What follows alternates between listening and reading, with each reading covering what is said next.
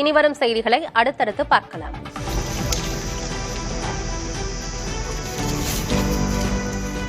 நாம் தமிழர் கட்சியின் மரங்கள் மாநாடு நடைபெற உள்ள பகுதியை பார்வையிட்ட சீமான் மரங்களிடம் பேசி நலம் விசாரித்தார்.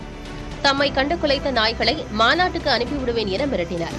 திருத்தணி அருகே சென்னை திருப்பதி தேசிய நெடுஞ்சாலை பகுதியில் அமைந்துள்ள மனிதநேய தோட்டத்தில் நாம் தமிழர் கட்சி சார்பில் வரும் 30ஆம் தேதி மரங்கள் மாநாடு நடைபெறவுள்ளது.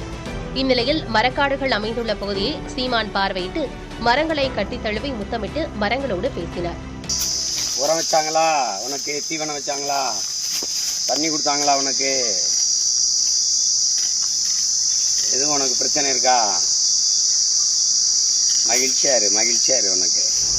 தோட்டத்தை பார்வையிட்ட சீமானை கண்டு அங்கு பாதுகாப்புக்காக வளர்க்கப்பட்டு வரும் வளர்ப்பு நாய்கள் குலைத்தன.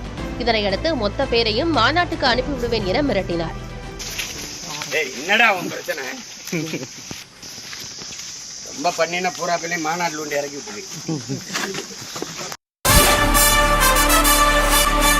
மாற்றம் தருமா மதுரை மாநாடு? என்ன பேச போகிறார் விஜய்? என் நெஞ்சில் குடியிருக்கும் என்னுடைய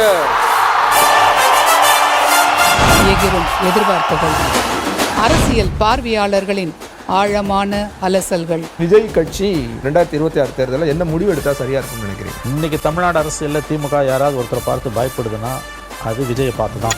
அவர் பேச்சும் தரமா இருக்கும், செயலும் தரமா இருக்கும், சம்பவம் ரொம்ப தரமா. பிரத்யேக நேரலைகள், நொடிக்கு நொடி அப்டேட் களத்திலிருந்து. தமிழ்நாட்டு அரசியலில் புதிய தலைமுறை டிஜிட்டலில் நாள் முழுவதும் மாநாடு 2.0